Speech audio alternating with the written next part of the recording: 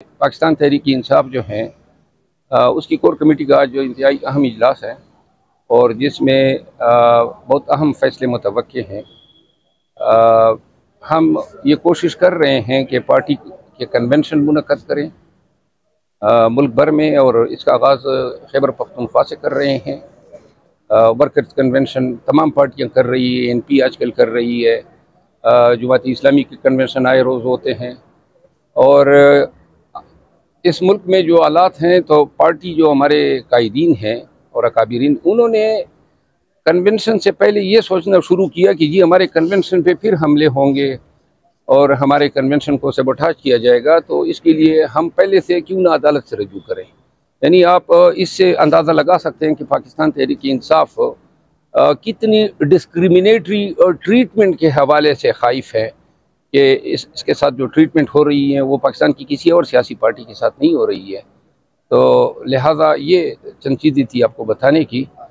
अच्छा, शेर अफजल साहब, ये कहिएगा कि आपने कहा कि हम मुल्क भर में कन्वेंशन का आगाज करने जा रहे हैं, तो क्या ये कन्वेंशन सियासी नौयत के होंगे या फिर जिस तरीके से बुकला कन्वेंशन कर रहे हैं ये उसी की कड़ी होगी?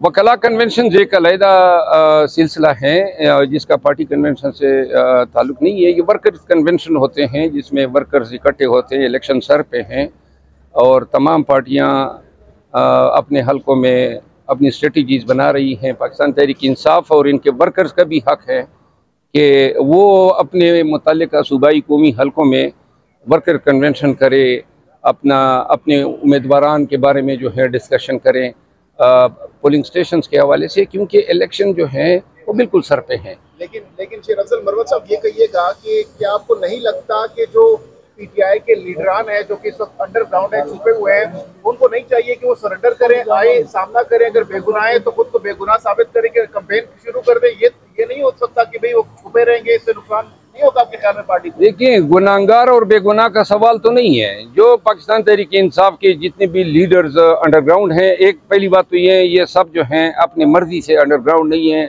ये एक फैसला था और खान साहब ने इसकी अप्रूवल दी थी। दूसरी बात यह है कि इन पे मुकदमा की नवीयत क्या है। सारे सियासी मुकदमे हैं, बाकी तो फौजदारी मुकदमात में अगर ये 9 मई के वाक़यात में जिन FIR में इनको नामजद किया गया या बाद में जो है ज़िमनी के ज़रिए उनको इम्प्लिकेट किया गया है, वो फ़ाइट करना मुश्किल नहीं है। असल फ़ाइट करना ये है कि एक केस से आपकी जान छूटती है, जिस तरह परवेज़ इलाही साहब के साथ हो रहा है, फिर 3 MPओं में, फिर 3 MPओं से एंटी करप्शन से FIA, और यूँ जो है लोगों की तज़लील भी हो रही है और उनकी रिहाई जो है वो तबालत इख्तियार करती जा रही है। तो लिहाजा इस चीज़ का हमारे पास फिल वक्त कोई इलाज नज़र नहीं आ रहा है। अलबत्ता ये चीज़ वाज़ेह है कि बहुत जल्द जो है ये फैसला होना है कि लीडरशिप को अब मंजर आम पे आना है, और जब कब फैसला होता है ये कोर कमेटी ने डिसाइड करना। आप बड़े दबंग लीडर हैं, आपने एक दिन ट्वीट किया था और आप अंडरग्राउंड हो गए थे कि PTI की कोर कमेटी में कुछ गद्दार बैठे हैं। आप उन गद्दारों का नाम लेना पसंद करेंगे?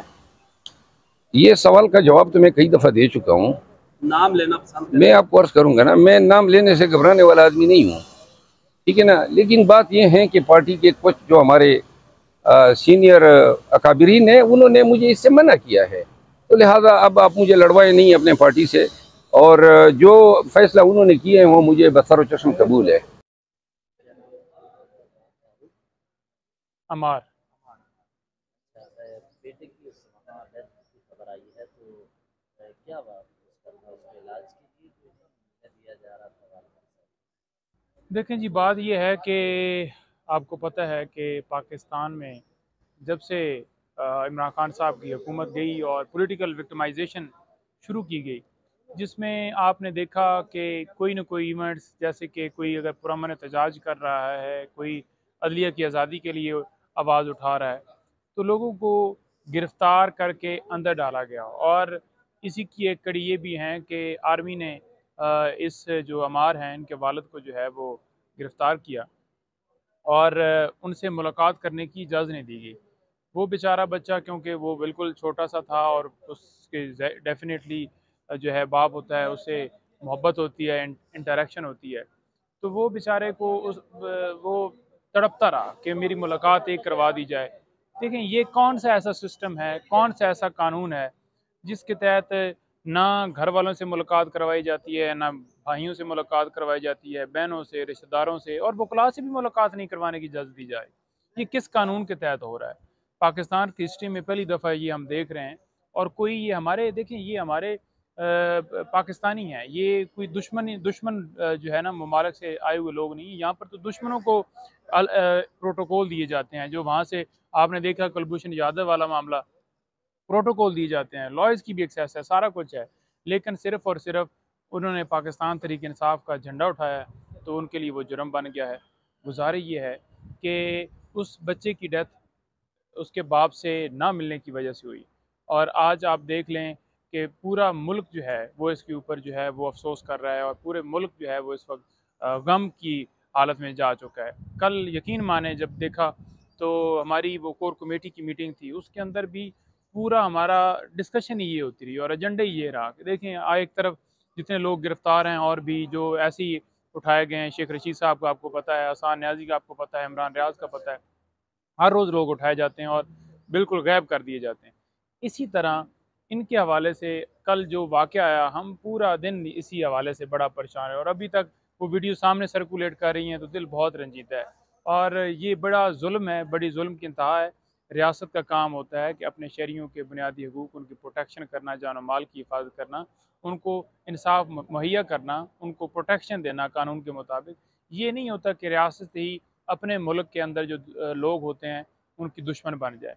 तो ये बड़ा अफसोसनाक वाक़या है जी। कुछ और कैदी भी अभी तक जेलों के अंदर हैं, स्पेशली पीटीआई की खवातीन हैं जिनको बेल नहीं अभी तक मिल रही। आपके ख्याल में सबसे बड़ी रुकावट उनमें क्या है और कौन ऐसा बंदा है जिसको उनसे इतना ज़ाती अनाद है कि खवातीन के कोई कसूर ना होने के बावजूद एंटी टेररिज्म एक्ट के तहत मुकदमा दर्ज करके उनको अंदर रखा गया है? उनकी भी फैमिलीज़ हैं और इसी तरह उनके भी बच्चे हैं। देखिए मिल्टन साहब, गुज़ारिश ये है कि आपको पता है कि हर रोज़ बेंच बनते हैं, बेंच टूट जाते हैं। कसूर सिर्फ़ और सिर्फ़ या हल उनका सिर्फ़ और सिर्फ़ ये है, कसूर ये है कि वो पीटीआई से हैं और हल ये है कि वो प्रेस कॉन्फ्रेंस करें। तब वो दूध की धुली हो जाएँगे, उनके केसेस भी ख़त्म हो जाएँगे, उनके रेफ़रेंस भी वापस भिजवा दिए जाएँगे। अगर वो पीटीआई से ताल्लुक़ रखते हैं तो फिर ना उनकी ज़मानतें लगेंगी, उनकी बहनों को उठाया जाएगा, उनके बच्चों को उठाया जाएगा, उनके कारोबार बंद किए जाएँगे, उनके घरों में छापे मारे जाएँगे, उनके रिश्तेदारों को उठाया जाएगा, उनके ऊपर एफआईआर्स दी जाएँगी और ऐसी-ऐसी एफआईआर दी जाएँगी जिसमें बगावत और मुल्क की दुश्मनी और 302 और दहशतगर्दी की दफ़ात, जितनी दफ़ात उनको मिली हैं सारी उसके अंदर लगा दी गई हैं।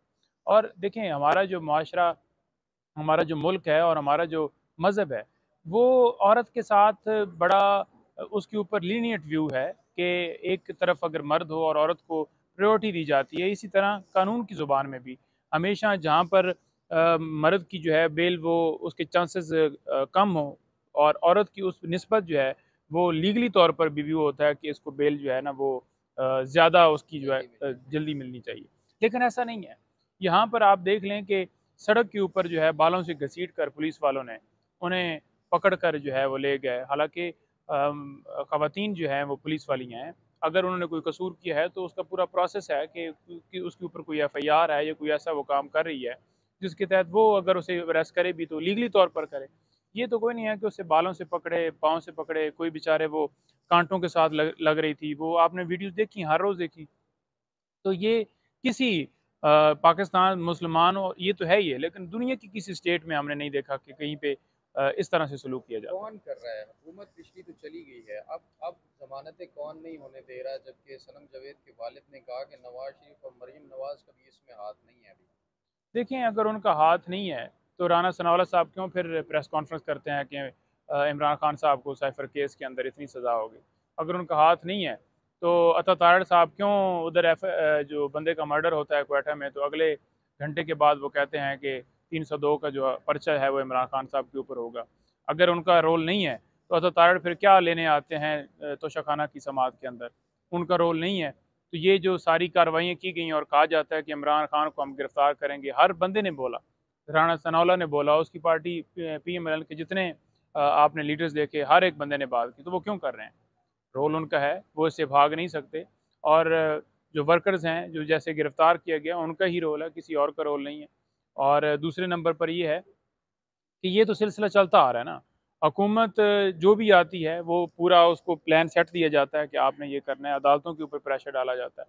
कभी धरना जो है वो सुप्रीम कोर्ट के सामने लेके आ जाते हैं, कभी वो किसी चौक में खड़े होकर जो है वो प्रोटेस्ट इस तरह से करते हैं। सिर्फ पाकिस्तान तहरीक इंसाफ के झंडे पे भी पाबंदी सुप्रीम है। कोर्ट जा रहे हैं खवातीन की रिहाई के लिए, पीटीआई की जो खवातीन है उनकी रिहाई के लिए चीफ देखिए, जस्टिस। सुप्रीम कोर्ट बिल्कुल गए हुए हैं और इसमें दोबारा हम पुश भी करेंगे। कल हमारी इस हवाले से मीटिंग भी हुई कि हम चीफ साहब से ये सारे मुतालबात रखेंगे कि एक तो 90 डेज़ के अंदर इलेक्शन करवाए जाएँ, ख़वातीन के साथ जो किया जा रहा है, जो बूढ़े बच्चे और बेगुनाह लोग कैद हैं, सियासी तौर पर कैद हैं, और सिर्फ बैन पीटीआई पे लगाया जा रहा है, इसके ऊपर जो है वो उन्हें ऑर्डर्स पास करने चाहिए और अपने अहकामात को, ऑर्डर्स को इम्प्लीमेंट करवाने चाहिए। जो इम्प्लीमेंटेशन है वो ज़्यादा इस वक्त ज़रूरी है। ऑर्डर्स हो जाते हैं लेकिन आगे इम्प्लीमेंट नहीं किया जाता।